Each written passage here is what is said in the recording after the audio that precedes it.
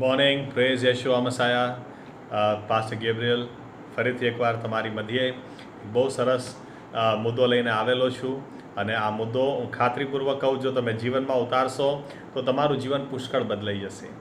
ઘણી બધી વાર આપણા જીવનની અંદર એક એવી ઈચ્છા હોય છે કે મારા જીવનમાં બી મોટું કામ થાય, ચમત્કાર થાય, ઈશ્વર મારા હકમાં કંઈક મોટું કામ કરે, મોટો ચમત્કાર કરે, અશક્યને શક્ય કરે, એક મોટી સાક્ષી ઊભી કરે. આજે વચનમાંથી થોડા ઉદાહરણ સાથે તમારી સમક્ષ એ પોઈન્ટ લાવું. ઈશ્વરને આપવા વિશે કશું કહેવા માગું છું.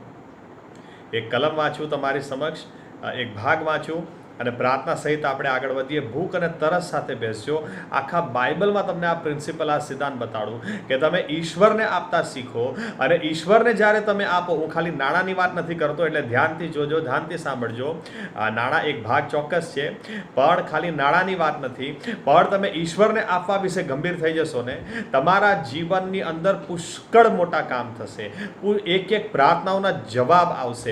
એક એક બહુ જ મોટી કલ્પનાની બહારની બાબતો બનશે, મોટી સાક્ષીઓ ઊભી થશે.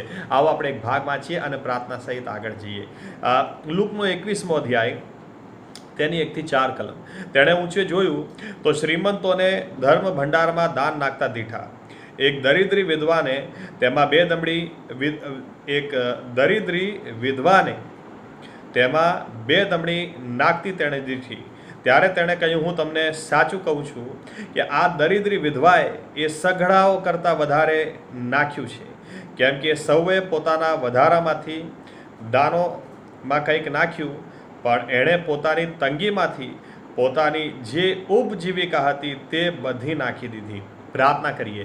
અમારા જીવતા ઈશ્વર પ્રભુ યેશુ મસીહ, અમે તમારો હૃદયથી આભાર માનીએ છીએ, કારણ કે તમારા જીવંત અને પરાક્રમી વચનો, સમર્થ વચનો, એના દ્વારા તમે અમારી સાથે વાત કરો છો, વ્યવહાર કરો છો, અમને સૂચનાઓ આપો છો, માર્ગદર્શન આપો છો, દોરવણી આપો છો. આ સમય પણ તમારી સમક્ષ જ્યારે અમે ભૂખ અને તરસ સાથે બેઠા છીએ, પ્રાર્થના કરીએ છીએ, પવિત્ર આત્માને તમે અમારી પર રેડી દો અને તમે આ વચનના ખુલાસામાં અમને લઈ જાઓ અને એનાથી તમે એકલા જ માન અને મહિમા પ્રાપ્ત કરો. તમારા સુરક્ષિત હાથોમાં સોંપેલા રહેતા આ પ્રાર્થના પ્રભુ યેશુ મસીહના નામમાં કરીએ છીએ. આમીન. તમે જુઓ, અહીંયા એમ લખેલું છે કે જ્યારે બાઇબલ આપણને એક નિયમ શીખવે છે કે લેવામાં ધન્યતા નથી, પણ આપવામાં ધન્યતા છે. અને ઈશ્વરને આપવું, ખાસ કરીને ઈશ્વરને આપવું, એ તો કેટલા બધા મોટા ચમત્કારો સર્જે છે અથવા સર્જી શકે છે, એ તમને વચનમાંથી કહું. સૌથી પહેલી બાબત અહીંયા એમ લખેલી છે કે એક બાઈએ આઈને આપ્યું, અને એમ લખેલું છે જ્યારે એણે ચર્ચમાં આવીને દાન આપ્યું તો પ્રભુ ઈસુનું ધ્યાન ખેંચાયું. પ્રભુ ઈસુએ જોયું કે એણે કેવી રીતે આપ્યું, એણે કેટલું આપ્યું. વાલા ભાઈઓ અને બહેનો, જ્યારે આપણે ઈશ્વરને આપીએ છીએ ને, ત્યારે ઈશ્વરનું ધ્યાન આપણી તરફ ખેંચાય છે. ઘણા બધા લોકો વિચાર કરે છે કે કેવી રીતે ઈશ્વરનું ધ્યાન મારી તરફ ખેંચવું. પણ આજે આ મુદ્દો, કોઈ કહેશે પ્રાર્થના કરીને ખેંચવું, કોઈ કહેશે ઉપવાસ કરીને ખેંચવું. ચોક્કસ એ બધી બાબતો છે જ કે ઈશ્વર આપણી તરફ ધ્યાનથી એ બાબતોમાં ખેંચાઈ જોવે. પણ આજે તમને આપવા વિશે કહું કે જ્યારે આ બાઈએ, એક વિધવા બાઈએ પોતાનું બધું જ આપી દીધું, અને જ્યારે એણે આપ્યું, એવું તો માનતા જ નહીં કે આપણે જ્યારે ચર્ચમાં જઈને દાન આપીએ છીએ ત્યારે ઈશ્વરનું ધ્યાન નથી. હું તમને સાચું કહું, બીજાઓએ આપ્યું, આ બાઈએ પણ આપ્યું, પણ જ્યારે આ બાઈએ આપ્યું અને એ બાઈએ બલિદાન સાથે આપ્યું, એણે પ્રેમ સાથે આપ્યું, ત્યારે બાઇબલ એમ કે છે, કેમ કે તમે પ્રેમ કરો તો જ બલિદાન સાથે આપી શકો. અને એણે પોતાનું બધું જ આપી દીધું. એણે જ્યારે આપ્યું તો ઈશ્વરનું ધ્યાન એ દિશા તરફ ખેંચાયું. હવે ઈશ્વરનું ધ્યાન જો ખેંચાય તો તમને શું લાગે છે? એ ચૂપચાપ રહેશે? એ શક્ય જ નથી. ઈશ્વરનું ધ્યાન ખેંચાયું, પ્રભુ ઈસુનું ધ્યાન ખેંચાયું. હું ચોક્કસ માનું છું કે ઈશ્વર એના હકમાં, આ બાઈના જીવનમાં એટલા મોટા ચમત્કારો કરી દીધા હશે, એને જિંદગીમાં કદી કોઈ વાનાની ખોટ નહીં પડી હોય. કેમ કે એણે એ રીતે આપ્યું અને એટલું આપ્યું, અને કે જેથી ઈશ્વરનું ધ્યાન એની તરફ ખેંચાય. અને જો ઈશ્વરનું ધ્યાન ખેંચાય તો પછી એ ચૂપચાપ રહે જ નહીં. હાલેલુયા. હું તમને ઉદાહરણો આજે આપવા માંગુ છું. આ મુદ્દો સમજાવવા માટે ઉદાહરણો આપવા માંગુ છું. વધારે ડિટેલમાં કે ડેપ્થમાં સંદેશાના રૂપે લઈ જવા માંગતો નથી. અને એટલે તમે જુઓ, બીજો દાખલો તમને આપું. યોહાનની લખેલી સુવાર્તા અને એનો છઠ્ઠો અધ્યાય, અહીંયા એમ લખેલું છે, મેં તમને કીધું એમ તમે ઈશ્વરને આપો, ઈશ્વરના હાથમાં કશું બી મૂકો, ખાલી નાણાંની વાત નથી પણ કશું પણ તમે મૂકો અને બલિદાન સાથે મૂકો તો એ બહુ મોટા ચમત્કારો સર્જે છે, બહુ જ મોટા ચમત્કારો સર્જી શકે છે. અને એટલે અહીંયા યોહાનના છઠ્ઠા અધ્યાયમાં તમે 1 થી 13 કલમ વાંચો તો એ એક બાબત લખેલી છે. અહીંયા એમ લખેલું છે કે પ્રભુ ઈસુની પાછળ ઘણા લોકો ચાલતા અને 3 દિવસથી તેઓ ભૂખ્યા અને તરસ્યા હતા અને એ ભૂખ્યા હતા. અને પ્રભુ ઈસુ એમ કે છે પોતાના શિષ્યોને કે ભાઈ ખાવાની વ્યવસ્થા કરો, એ લોકોના માટે કશું કરો, શું કરીશું? અને બાઇબલ એમ કે છે ત્યારે પ્રભુ ઈસુએ 5 રોટલી ને 2 માછલીથી બહુ મોટો ચમત્કાર કર્યો અને 5000 થી વધારે માણસો, યહૂદી ઇતિહાસકારોના મતે લગભગ 40,000 જેટલા લોકોને, પત્નીઓ અને બાળકોને ગણીને લગભગ 40,000 જેટલા લોકોને જમાડ્યા. અને કેવી રીતે બી બાઇબલ એમ કે છે એટલું બધું ખાવાનું પ્રભુ ઈસુએ ચમત્કાર કરીને આપ્યું કે લોકો ખાધે જ રાખ્યું ને છતાંય છેલ્લે 12 ટોપલા ભરીને કકડા બચ્યા. પણ એ ચમત્કાર થયો કેવી રીતે? એ ચમત્કાર કેમ થયો? કારણ કે અહીંયા પણ એ મુદ્દો આપણે જોઈએ છીએ કે ઈશ્વર એક છોકરાએ આવી અને આપ્યું. પ્રભુ ઈસુને માટે એવું એ મહત્વનું નહોતું કે કેટલું આપે છે, પણ આપ્યું ને એ મહત્વનું હતું. અને એટલા માટે બાઇબલ એમ કે છે કે જ્યારે બીજાની પાસે કશું ખાવાની વ્યવસ્થા નહોતી, એટલા પૈસા બી નહોતા, ત્યારે એક છોકરાએ એને 5 રોટલી ને 2 માછલી આપી. અને જ્યારે 5 જવની રોટલી ને 2 માછલી આપી અને ઈશ્વરને આપી, ઈસુ ખ્રિસ્તના હાથમાં આપી, અને ઈશ્વરના હાથમાં તમે કશું આપો એનાથી મોટો ચમત્કાર થઈ જાય. અને બાઇબલ એમ કે છે કેમ કે ઈશ્વર તમે બીજાના હાથમાં કશું મૂકશો એ લઈને બેસી રહે, તમે પ્રભુ ઈસુના હાથમાં કશું બી મૂકશો એ કદી લઈને બેસી નહીં રહે. એનાથી મોટું કામ કરશે, મોટો ચમત્કાર કરશે. એક બાઈએ 2 દમડી આપી અને એણે ઈશ્વરનું ધ્યાન પોતાની તરફ ખેંચી લીધું. બીજા નહીં ખેંચી શક્યા, પણ આ બાઈએ ઈશ્વરનું ધ્યાન પોતાની તરફ ખેંચી લીધું. આ છોકરાએ 5 રોટલી ને 2 માછલી આવી અને પ્રભુ ઈસુના હાથમાં મૂકી. શું પરિણામ આવ્યું? બાઇબલ એમ કે છે એ જુવાન હતો, એનું ખાવાનું હતું એટલે એણે ભૂખ્યા રહેવાની શરતે કે કંઈ વાંધો નહીં, જે થાય એ પણ હું ઈશ્વરને આપી દઉં. અને બલિદાન સહિત જ્યારે ઈશ્વરને એણે આપી દીધું ત્યારે બાઇબલ એમ કે છે 40,000 જેટલા લોકોએ ખાધું.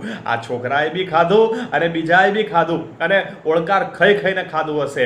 કેમ કે બાઇબલ એમ કે છે છેલ્લે એમની થાળીમાં કકડા વધ્યા, છેલ્લે એ ખાવાનું પૂરું નહીં કરી શક્યા, એટલું બધું ખાવાનું એમને મળ્યું. હાલેલુયા! તમે ઈશ્વરના હાથમાં કશું મૂકો, તમને કદી કોઈ વાનાની ખોટ નહીં પડે. તમે ઈશ્વરના હાથમાં કશું મૂકો, મોટો ચમત્કાર થઈ જશે.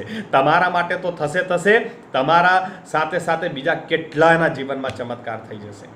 મેં તમને કીધું એમ ઉદાહરણો સાથે આ બાબત વાત કરીશ. તમે જુઓ, મૂસાનો દાખલો આપણે લઈએ. મૂસાના માટે એમ લખેલું છે, આપણે જોઈએ નિર્ગમન તેનો 4થો અધ્યાય. અને અહીંયા એમ લખેલું છે જરૂરિયાત બહુ મોટી હતી, કેમ કે ઈશ્વર મિસરમાંથી ઇઝરાયલીઓને છોડાવવા માંગતા હતા. ઈશ્વરને સામર્થ્ય હાથે બહુ મોટા કામ કરી અને મિસરમાંથી ઇઝરાયલીઓને બહાર કાઢવા હતા. અને મૂસા એમનું પસંદ કરેલું પાત્ર હતો. મૂસાના દ્વારા ઈશ્વર મિસરમાંથી બહાર લાવવા માંગતા હતા. પણ અહીંયા તમે જુઓ આ નિયમ પ્રમાણે એ બને એ પહેલા શું થયું? ઈશ્વર એમ કે છે મૂસાને બીજી કલમની અંદર, અને યહોવાએ તેને કહ્યું કે તારા હાથમાં એ શું છે? અને તેણે કહ્યું કે લાકડી. અને ત્રીજી કલમ, અને તેણે તેને કહ્યું કે તે ભૂમિ પર નાખ. અને તેણે તે ભૂમિ પર નાખી એટલે તે સર થઈ ગઈ અને મૂસા તેની આગળથી નાઠો. કહેવાનો અર્થ એ, તમે જુઓ અહીંયા એક ચમત્કાર થયો. શું થયું? ઈશ્વરે મૂસા પાસે લાકડી માંગી, એટલે ઈશ્વરને મિસરમાંથી ઇઝરાયલીઓને છોડાવાતા, ઈશ્વરને ચિહ્નોને ચમત્કારો કરવાતા, ઈશ્વરને સામર્થ્ય હાથે મૂસા દ્વારા ઇઝરાયલીઓને બહાર લાવાતા. પણ એ કરે એ પહેલા બાબત એ હતી કે આ નિયમ પ્રમાણે મૂસા તું શું આપીશ? બોલ, તું શું આપીશ એ વાત કર.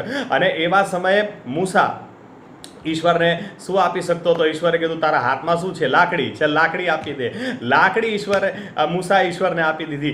આ લાકડીથી 40 વર્ષ સુધી એણે ઘેટા બકરા ચરાયેલા. આ લાકડીથી કદી કોઈ ચમત્કાર નહોતો થયો, આ લાકડીથી કદી કોઈ મોટા કામ નહોતા થયા. પણ હવે શું થયું? એણે એ ઈશ્વરને આપી દીધી ને.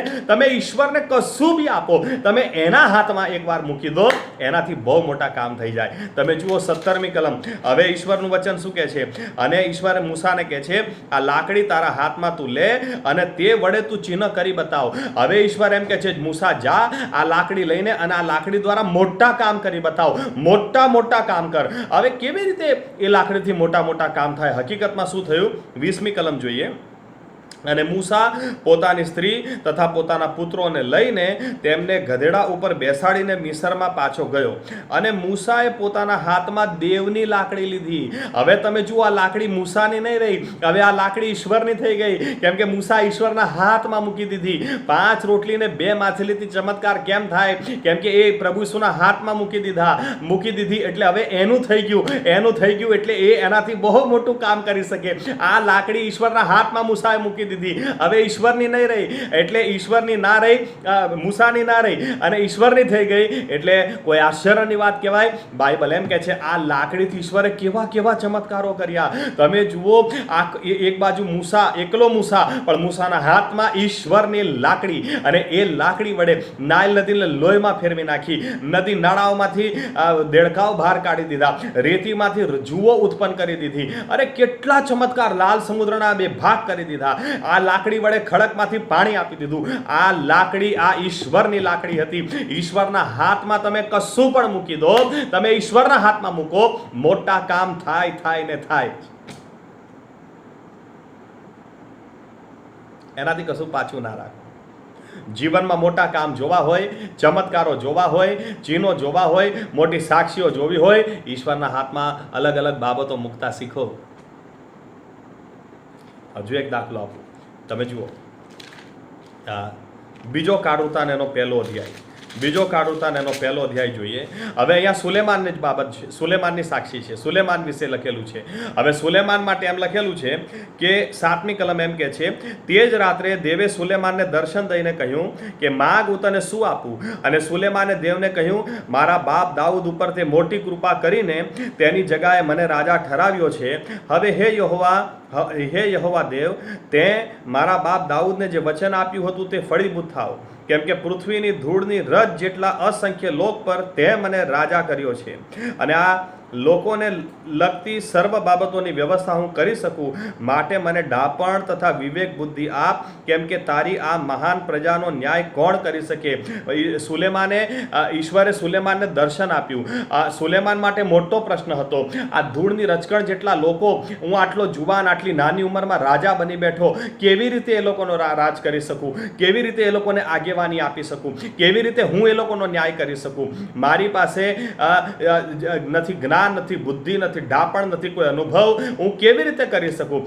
બાઇબલ એમ કે છે એ જ રાત્રે ઈશ્વરે એને દર્શન આપ્યું. અને દર્શન આપ્યું તો દર્શનમાં ઈશ્વરે કીધું, બોલ સુલેમાન, તું શું માગે છે? તે જે માગે આપું. અને સુલેમાને ઈશ્વર પાસે બુદ્ધિ માગ્યું, ડાપણ માગ્યું. અને ઈશ્વર એટલા ખુશ થઈ ગયા કે એમણે કહ્યું, તે બુદ્ધિને ડાપણ માગ્યું છે ને, તો જા, હવે તને પૈસા બી આપું, સોનું આપું, ચાંદી આપું, ખ્યાતિ આપું, બધું જ ઈશ્વરે સુલેમાનને આપ્યું. એટલી હદ સુધી કે બાઇબલ એમ કે છે પૃથ્વી ઉપર એના જેવો બુદ્ધિશાળી માણસ કોઈ બીજો થયો જ નહીં. હાલેલુયા. પણ એ કેમ બન્યું? ઈશ્વરે કેમ આવો અનુભવ આપ્યો? કેમ કે 6ઠ્ઠી કલમ એમ કે છે, તેથી મુલાકાત મંડપ આગળ પિત્તળની જે વેદી યહોવાની સન્મુખ હતી તેની પાસે સુલેમાન ગયો. જો ઈશ્વરની વેદી પાસે ગયો અને ત્યાં જઈને એણે શું કર્યું? ને તેના પર તેણે 1000 દહન અર્પણ ચડાવ્યા. હાલેલુયા. એણે ઈશ્વરને અર્પણો ચડાવ્યા, એણે ઈશ્વરને બલિદાન આપ્યા. 1000 પોતે ચડાયા. 1000 અર્પણ ચડાવવા એટલે તમે કલ્પના કરી જોજો, એ કેટલી મોટી બાબત કહેવાય. પણ કહેવાનો અર્થ એ અર્પણ એણે ચડાયા. એણે અર્પણો ઈશ્વરની હજુરમાં જઈને મૂક્યા અને ઈશ્વરના હાથમાં જાડે અર્પણો ચડાયા. એ જ રાત્રે વાર નહીં લાગી. કેટલો થાકી ગયો છે, પણ આઈને ઊંઘી ગયો. અને ઊંઘમાં ઈશ્વરે એની સાથે વાત કરી. ઈશ્વરે ઊંઘમાં આવીને એની સાથે વાત કરી.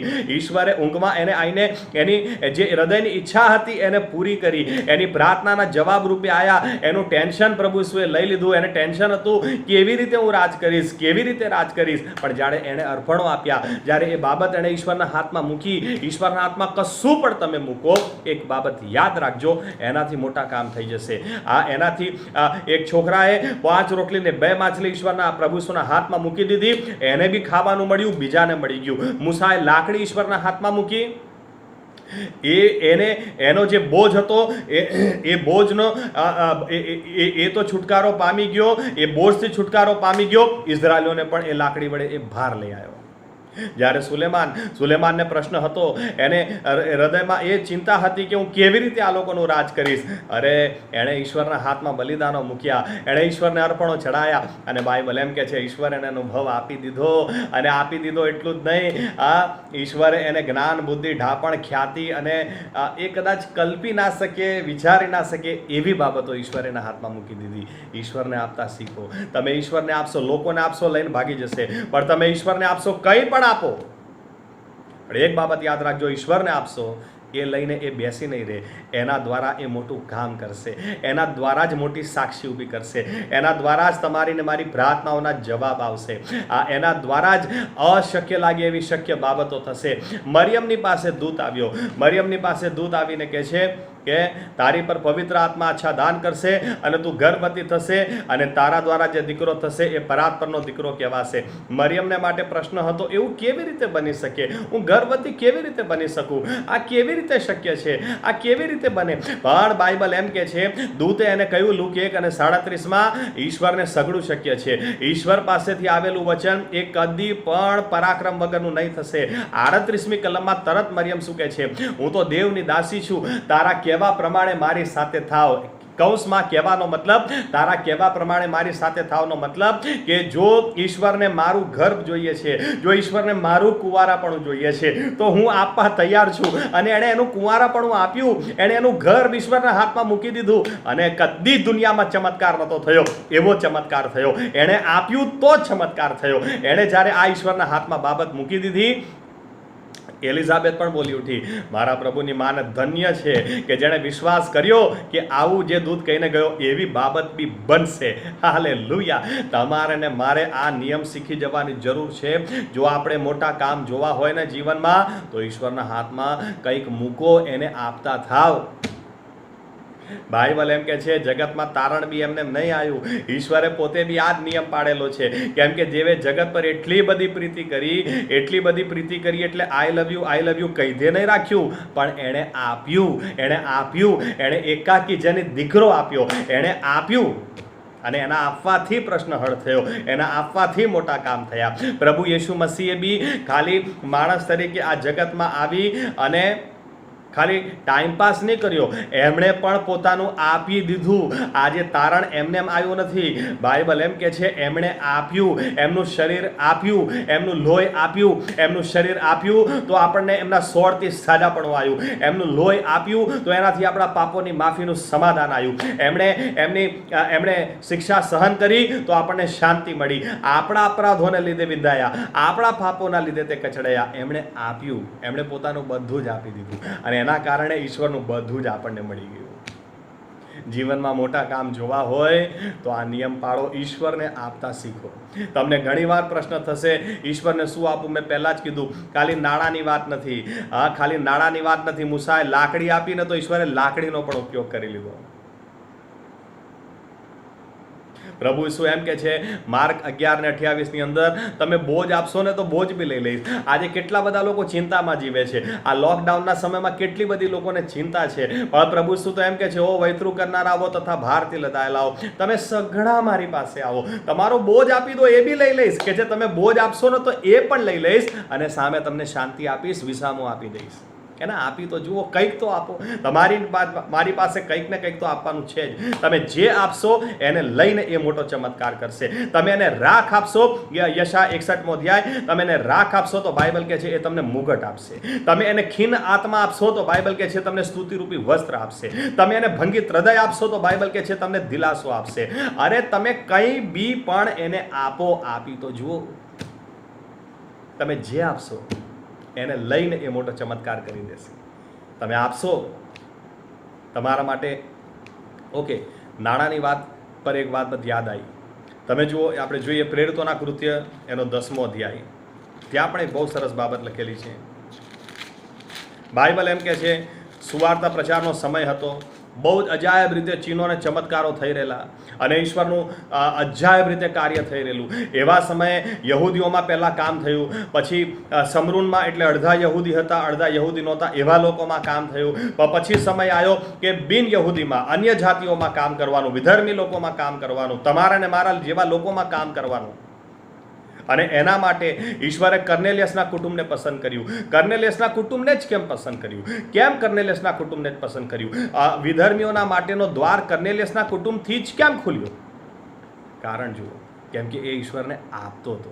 તમે જુઓ 10મો અધ્યાય છે અને એની 1 થી આગળ કલમ વાંચું 4 સુધી. હવે કૈસરિયામાં કર્નેલિયસ નામે એક માણસ ઇટાલિયન નામે ઓળખાતી પલટણનો સુબેદાર હતો. તે ધાર્મિક હતો અને તે તથા તેના ઘરના સગળા માણસો પણ દેવનું ભય રાખતા. તે લોકોને ઘણા દાન આપતો. શું લખ્યું છે? જો ઘણા દાન આપતો અને નિત્ય દેવની પ્રાર્થના કરતો હતો.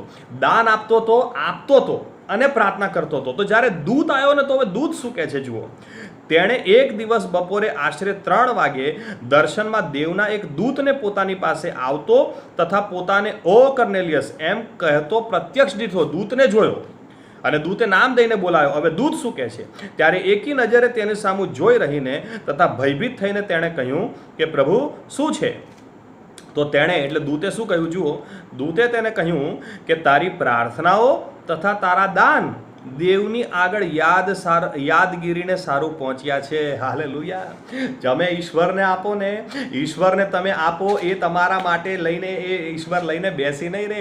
કર્નેલિયસને જ કેમ પસંદ કર્યો? કેમ કે બાઇબલ એમ કે છે એ ઈશ્વરને આપતો હતો અને એટલે એનું આપવું અને ઈશ્વરને જ પ્રાર્થના કરતો હતો. એટલે એ ઈશ્વરને આપવું અને ઈશ્વરને પ્રાર્થના કરવી, એના કારણે અન્ય જાતિમાં તો ઢગલો હતા, વિધર્મી તો ઢગલો લોકો હતા, પણ કર્નેલિયસના ઘરના દ્વાર ખુલી ગયા. હું તમને કહું વાલા ભાઈઓ અને બહેનો, ઈશ્વરને આપતા શીખો. તમે ઈશ્વરને નાણાં આપો, ઈશ્વરને સમય આપો, ઈશ્વરને તમારો બોજ તમે આપો, ઈશ્વરને તમારા જીવનની કોઈ બાબત મૂસાની જેમ કશું માંગતા હોય તો એ તમે આપો. ઈશ્વરને જે તમને લાગે તમારી ચિંતાઓ તમે આપી દો, તમારું ટેન્શન તમે આપી દો, તમારી બીમારીઓ બીપી હોય અને ડાયાબિટીસ હોય, આ કેન્સર હોય, HIV હોય, આ કોરોના વાયરસને લઈને ભીખ લાગતી હોય, તમને જે બી હોય એ બધું એને આપી દો. તમે એને હાથમાં જે મૂકશો એને લઈને જ એ તમને એટલા મોટા ચમત્કારો આપશે કે તમે કદી કલ્પી પણ નહીં શકો. હાથમાં તો મૂકી તો જુઓ, કેમ કે એ લઈને બેસી નહીં રહે. તમે એના હાથમાં મૂકશો ને, તમારું જીવન મૂકી દો. તમે જુઓ, આજે તમારું જીવન જોવા લાયક ના હોય તો પણ તમે પ્રભુ ઈસુના હાથમાં તમારું જીવન મૂકી તો જુઓ. જો 5 રોટલી ને 2 માછલીથી એ 1 ટંકનું ખાવાનું બધાને ખવડાવી શકે, અરે તમે આ જીવન એના હાથમાં મૂકી તો જુઓ. એટલું અજાયબ તમારું જીવન એ બદલી નાખશે કે કેટલાય લોકોને તમારા દ્વારા એ આશીર્વાદ આપશે. મૂકી તો જુઓ.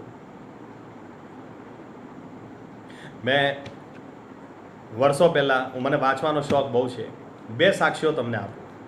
તમે કંઈ બી મૂકશો ને, કંઈ બી આ ઈશ્વરના હાથમાં કશું પણ મૂકશો, એ પછી એવું ને એવું નહીં રહે. મેં કીધું એમ, ભંગિત હૃદય મૂકશો, એ હૃદય બદલી નાખશે. એ કહે છે હું નવું હૃદય આપીશ, નવો આત્મા આપીશ. અરે કોઈ નહીં કરી શકે, એ કરશે. ખાલી એના હાથમાં મૂકી તો જુઓ. પણ અત્યારે એક દાખલો, એક સાક્ષી મને યાદ આવી રહી છે.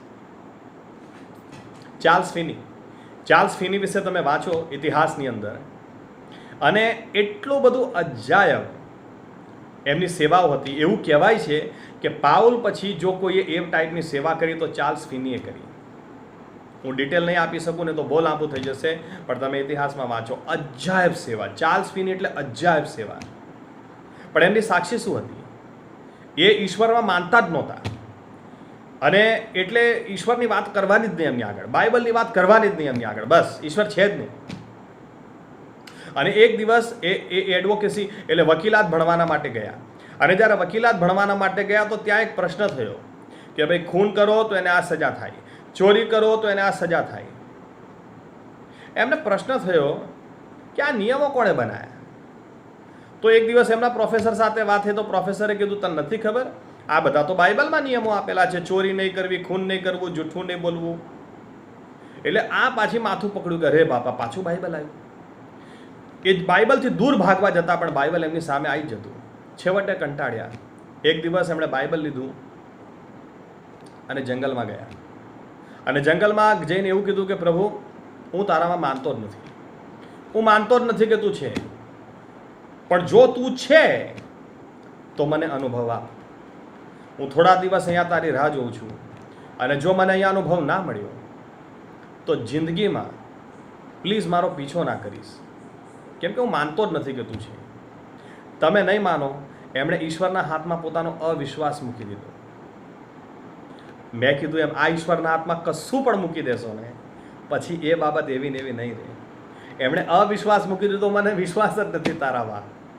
તમે નહીં માનો, થોડા દિવસ પછી એ વ્યક્તિ જંગલમાંથી બહાર પવિત્ર આત્માથી ભરપૂર થઈ અને અન્ય ભાષામાં બોલતા બોલતા આવ્યા અને પછી ઇતિહાસ સર્જાઈ ગયો. ચાર્લ્સ ફિનીની સેવાઓ તમે એમના વિશે વાંચો, તમને આશ્ચર્ય થશે. પણ એ સેવાઓની શરૂઆત ક્યારે થઈ? જ્યારે એમણે અવિશ્વાસ હતો તો એ પણ ઈશ્વરના હાથમાં એમણે મૂકી દીધો. હું તમને સાચું કહું છું, તમે નાણાં તો છે જ, પણ એ સિવાય બીજી કેટલી બાબતો છે. અરે તમે મૂકી તો જુઓ, તમે મૂકી તો જુઓ. આ ઈશ્વર ચૂપચાપ નહીં બેસે. તમે જેના હાથમાં મૂકશો બદલી નાખશે. લોકો એમ કહેતા હોય થર્ડ ક્લાસ સ્વભાવ છે, સ્વભાવ સુધાર. નહીં સુધરતો. એ સ્વભાવ ઈશ્વરના હાથમાં મૂકી જુઓ. એને કહો, પ્રભુ શું મારો સ્વભાવ તારા હાથમાં મૂકું છું. તમે જુઓ એ સ્વભાવ સાથે કેવો ચમત્કાર થાય છે. તમે કંઈ પણ મૂકી જુઓ, પણ તમે આપો, ઈશ્વરને આપો. આપતા શીખો, નાણાં આપતા શીખો, સમય આપતા શીખો. તમારો આભાર, તમારી સ્તુતિ, તમારો બોજ, તમારી ચિંતા, તમારી બીમારીઓ, તમારી જરૂરિયાતો, બધું જે લાગે તમે કશું લઈને ના ભરો, એને આપી દો. અને પછી તમે જુઓ કે કેવા મોટા કામ થાય છે. આ દિવસોની અંદર તમારી જે જરૂરિયાતો હોય એના હાથમાં મૂકી તો જુઓ. બાઇબલ કહે છે અનુભવ કરી તો જુઓ. એ યહોવા ઉત્તમ છે, એના હાથમાં મૂકી તો જુઓ. એ અશક્યનું શક્ય કરશે, બહુ જ મોટા કામ કરશે અને લોકોની મધ્યે તમને ને મને સાક્ષીરૂપ બનાવશે. આવો પ્રાર્થના કરીએ. અમારા જીવતા ઈશ્વર પ્રભુ યેશુ મસીહ, અમે તમારો ખરેખર હૃદયથી આભાર માનીએ છીએ, કારણ કે પ્રભુ યેશુ મસીહ, જ્યારે અમે તમારા હાથમાં કશું મૂકીએ ત્યારે તમે લઈને ચૂપચાપ બેસી રહેતા નથી. આજે હકીકત એ છે કે અમે પ્રભુ યેશુ મસીહ, જ્યારે અમારા બોજ છે, અમારી ચિંતાઓ છે, એ કોને આપવા જઈએ? અમને પ્રશ્ન થાય છે. અમને ઘણી બધી વાર ભીખ લાગે છે, ડર લાગે છે, ચિંતાઓ થાય છે. ત્યારે એ બધું કોને આપવા જઈએ? પણ આજે તમારા વચનથી અમને પ્રોત્સાહન મળેલું છે. તમે જીવંત ઈશ્વર છો, પરાક્રમી ઈશ્વર છો અને એ બધી બાબતો લઈને જ્યારે અમે તમારી પાસે આવીશું ત્યારે એ બાબતો એવી ને એવી નહીં રહે. કેમ કે તમારા વચનની અંદર તમે કેટલી બધી સાક્ષીઓ અમને આપેલી છે. 5 રોટલી અને 2 માછલી તમને આપવામાં આવી, પછી એ એવી ને એવી ના રહી. એ કેટલા બધા લોકોને માટે એ આશીર્વાદનું કારણ બની ગઈ.